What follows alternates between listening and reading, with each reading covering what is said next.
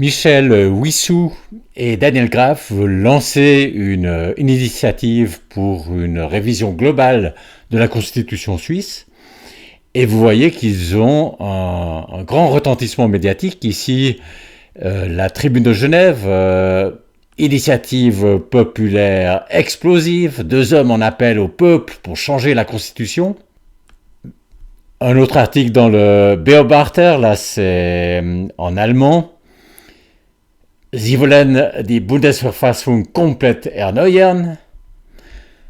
Ils veulent complètement modifier, rénover la Constitution. La radio et télévision suisse. Die Zeit ist reif für ein Update der Schweiz.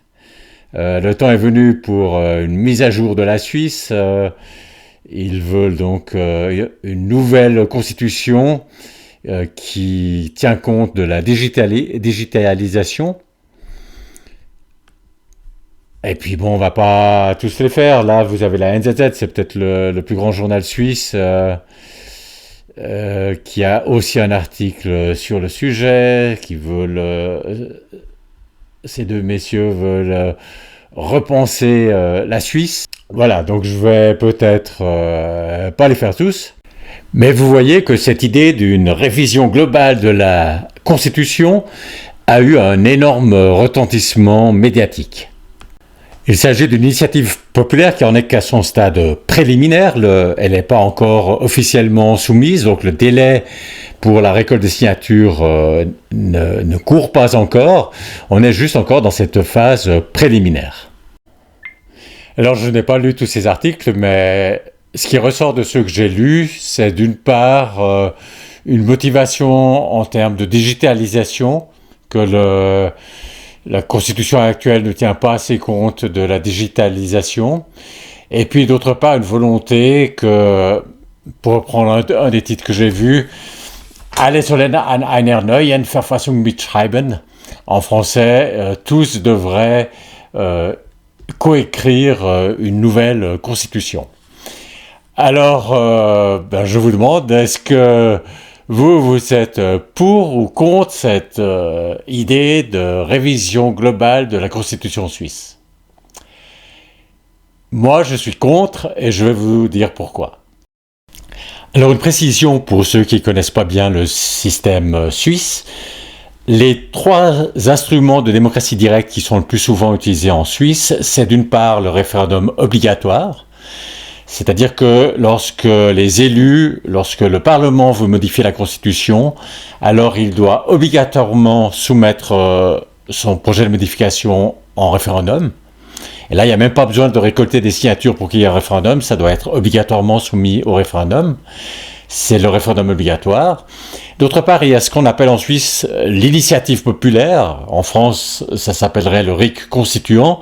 Simplement, c'est des citoyens qui proposent un projet rédigé de modification de la Constitution sur un point spécifique, dans un domaine précis, avec ce qu'on appelle l'unité de matière, donc c'est sur un sujet précis. Et là, il propose un projet rédigé de modification de Constitution sur ce projet-là, c'est généralement modifier un article de la Constitution ou rajouter un article à la Constitution. Et s'ils réunissent le nombre requis de signatures dans les délais impartis, eh bien, leur proposition est soumise en votation populaire et si le peuple accepte, eh bien, la modification est acceptée. La modification de la Constitution est acceptée. Et puis, le 3e instrument, c'est ce qu'en Suisse on appelle le référendum. Et c'est quand des citoyens ne sont pas d'accord avec une nouvelle loi, il y a un délai de 100 jours pour réunir des signatures afin que cette nouvelle loi soit soumise au référendum. Et si les citoyens réunissent le nombre requis de signatures dans les délais impartis, cette loi sera soumise au référendum, cette nouvelle loi, et puis si elle est acceptée par le peuple, eh bien elle entre en vigueur, et puis si elle est refusée, eh bien elle n'entre pas en vigueur. Voilà, ça c'est les 3 instruments de démocratie directe les plus souvent utilisés au niveau fédéral en Suisse, c'est quasiment toujours ceux-là au niveau fédéral qui sont utilisés, mais il en existe aussi d'autres, comme la possibilité selon l'article 138 de la Constitution, d'une initiative populaire tendant à la révision totale de la Constitution.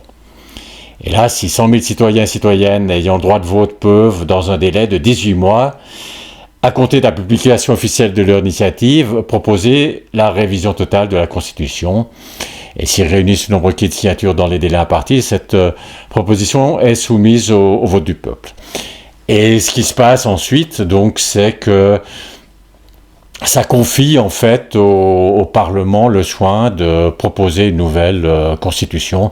En fait, le Parlement devient à ce moment-là constituant et il doit être réélu et ensuite il propose une constitution qui est à la fin soumise en votation populaire, mais le peuple ne peut accepter ou rejeter en bloc cette proposition. Il n'y a plus, évidemment, si on refait toute la Constitution d'un coup, il n'y a plus le respect du principe d'unité de matière, contrairement à ce qui se passe lorsqu'on fait une initiative, un rite constituant, où là c'est vraiment sur un sujet spécifique, et puis il y a un débat sur ce sujet spécifique, et pas sur 36 000 sujets en même temps, et le peuple dit oui ou non à cette proposition sur ce sujet spécifique et pas à toute la Constitution en même temps. Alors pourquoi est-ce que je suis contre une révision globale de la Constitution ? Il faut voir que les arguments des initiants sont assez mauvais. Dire qu'il faut que les citoyens puissent écrire la Constitution, ben ils peuvent déjà le faire, mais c'est simplement en lançant une initiative. Mais simplement, c'est sujet par sujet. Donc, on fait les choses proprement dans l'ordre. On fait sur un sujet. Ça veut dire que avant la votation, il y aura un débat sur ce sujet. Et puis ensuite, le peuple va pouvoir dire oui ou non à ce sujet. Pas un paquet avec toute la Constitution et 36 000 choses dedans. Il peut dire sujet par sujet, oui, je suis pour ça, non, je suis contre l'autre sujet, et pas simplement devoir accepter ou refuser en bloc toute la Constitution. Donc ça me paraît beaucoup mieux, ces révisions partielles, qui sont sujet par sujet en respectant l'unité de matière. Et pour ce qui est de la digitalisation, eh bien, s'ils estiment qu'il faut faire quelque chose pour la digitalisation, qu'ils proposent une initiative sur la digitalisation avec unité de matière sur ce sujet, et puis le peuple décidera sur ce sujet s'il est pour ou contre leur proposition. Mais bon, si les arguments des initiants sont si mauvais, ça me fait penser que c'est en fait pas leur véritable objectif, que c'est pas juste à cause de la digitalisation, pour introduire un article sur la digitalisation, ou parce qu'il n'y aurait pas d'autres moyens pour les citoyens de proposer des modifications de la Constitution que de faire une modification globale de la Constitution. Ces arguments-là sont faux. Si ces objectifs ne peuvent pas expliquer une révision globale de la Constitution parce qu'on pourrait les atteindre par des révisions partielles de la Constitution, c'est probablement qu'ils ont en fait d'autres objectifs.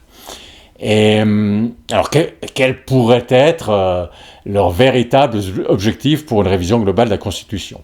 Alors une possibilité, c'est qu'ils veulent éliminer certaines choses que le peuple a acceptées en votation populaire. Et qu'ils sont évidemment que même si le peuple a accepté, on peut revenir en lui demandant, en lui proposant d'enlever ce qu'il a, de revenir sur sa décision, de modifier l'article qu'il avait accepté auparavant. Mais peut-être qu'il voit que le peuple n'accepterait pas de revenir sur cette décision, et puis il trouve plus pratique de faire une révision globale de la Constitution, puis simplement de ne pas reprendre les choses que le peuple a spécifiquement, sujet par sujet, quand c'était vraiment, voilà, est-ce que sur ce sujet-là, vous voulez ça, le peuple a dit oui, eh bien, de simplement pas le reprendre dans la nouvelle Constitution. Et puis après, on vote sur toute la Constitution, on ne peut pas se préoccuper de chacun des points qui seraient pas repris.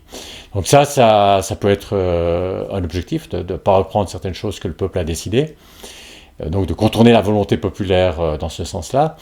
Mais je vois une autre possibilité, c'est qu'ils voudraient pas simplement enlever, mais mettre. et mettre des choses que le peuple ne voudrait pas. Donc il s'agit de contourner la volonté populaire. Je vous ai dit que c'est le Parlement qui écrirait cette nouvelle constitution. Le Parlement pourrait mettre dans cette nouvelle constitution des choses que le peuple ne veut pas, mais le noyer dans une autre constitution, puis en y ajoutant des choses bien, par exemple concernant la digitalisation, des choses qui pourraient être ajoutées dans la constitution actuelle, mais bon, ils le rajouteraient dans la nouvelle constitution, et puis ils espèrent faire passer comme ça la pilule avec le sucre autour. Et alors, vous me direz, qu'est-ce que ça pourrait être, ces choses qu'ils pensent que les élus accepteraient, que le Parlement accepterait, mais que le peuple refuserait, et qu'ils veulent faire passer en douce. Alors, ça, j'en sais rien. Ça me paraît extrêmement probable que l'objectif véritable, ce soit de faire passer en douce quelque chose que le peuple ne veut pas. Ce que c'est précisément, ce qu'ils ont précisément en tête comme chose à faire passer ainsi, ça je ne sais pas. Mais on peut imaginer par exemple quelque chose en rapport avec l'adhésion à l'Union européenne. Alors, ils ne peuvent pas mettre un article qui dit que la Suisse adhère à l'Union européenne, parce que là c'est clair que leur nouvelle constitution, elle serait refusée. Mais ils peuvent faire des choses plus subtiles. Donc essayer de mettre, ce que je pourrais imaginer, c'est de mettre un cheval de Troie qui attire pas trop l'attention, le mettre dans la nouvelle constitution, et puis le jour J, ça peut pas être tout de suite après l'adoption, parce que ça serait un peu trop voyant, mais une ou deux décennies plus tard, activer ce cheval de Troie pour forcer finalement l'entrée dans l'Union européenne. Et si c'est noyé, ça a l'air anodin, c'est noyé dans une nouvelle constitution, puis dans la nouvelle constitution, vous pouvez mettre des choses... vous voyez, il y a beaucoup de choses dans une nouvelle constitution, donc l'attention va se focaliser sur d'autres choses, 2, 3, 4 autres sujets qui vont centrer l'attention, tous les débats, parce que il y aura une votation sur la nouvelle constitution, et le peuple pourra dire oui ou non à cette nouvelle constitution en bloc seulement, et puis on ne pourra pas débattre de tous les sujets qui sont liés à une constitution, donc ça va se focaliser sur 2 ou 3 points. Et puis, vous pouvez toujours tout à fait espérer, si vous avez été un peu subtil dans votre façon de procéder, que ça passe inaperçu, votre cheval de Troie que vous aurez mis dans la nouvelle constitution. Et donc ça, c'est que vous aurez, c'est-à-dire que les élus auront mis, mais donc ça serait quelque chose que les élus veulent mettre, mais que le peuple ne voudrait pas. Et voilà, donc c'est peut-être en rapport avec l'Union européenne, c'est peut-être pas ça, en rapport à autre chose ou sur plusieurs autres choses. Je sais pas du tout quel est leur véritable objectif, mais c'est difficile d'imaginer que ce soit autre chose que de faire passer en douce dans une nouvelle constitution quelque chose que le peuple ne voudrait pas. Voilà, donc c'est pour ça que je suis contre cette initiative. Et pour les Français en particulier qui m'écoutent là, il faut dire que la situation elle est un peu différente en France. En France, le peuple il y a la Constitution de 1958. Il y a eu des modifications, mais la plupart du temps, la très large majorité du temps, elles ont été faites par les élus en congrès. Et il n'y a pas eu de référendum, donc le peuple n'a pas pu dire s'il acceptait ces modifications. Il n'y a pas de constituant, donc le peuple les citoyens n'ont jamais pu proposer un nouvel article, par exemple. Et puis cette constitution elle-même, en 1958, le peuple a juste pu dire oui ou non. Enfin, c'était juste, vous préférez celle-ci ou celle qui était avant. Donc le peuple français a vraiment pas eu grand-chose à dire sur la Constitution française, et il est tout à fait vraisemblable que la Constitution française actuelle soit très en porte-à-faux par rapport à ce que voudraient les Français.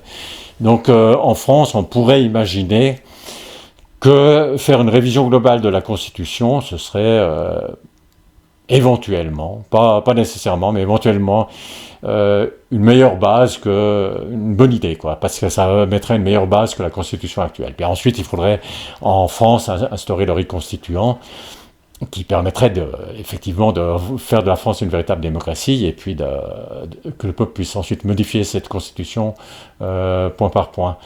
Et évidemment, cette constituante devrait être tirée au sort, ça paraît assez élémentaire, assez évident. Et le tirage au sort devrait être strict, c'est-à-dire que bon, si vous êtes à l'hôpital, vous n'êtes pas obligé d'y aller, mais disons autrement, si vous avez été tiré au sort, vous devez être plus ou moins obligé d'y aller, parce que sinon le risque, c'est que la constituante ne soit pas représentative, parce que ceux qui n'ont pas envie en fait d'y aller risquent d'être différents de ceux qui ont envie d'y aller.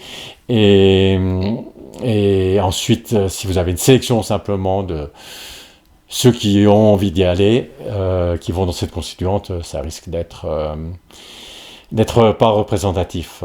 Donc voilà, donc on pourrait imaginer qu'en France ce soit une bonne idée, mais la situation est très différente en Suisse.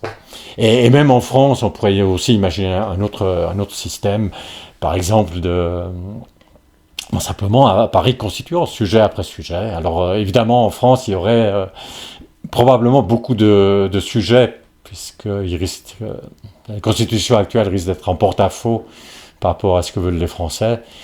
Donc oui, il risque d'y avoir une nécessité de faire davantage de modifications qu'en Suisse, où il y a déjà le rite constituant depuis plus d'un siècle.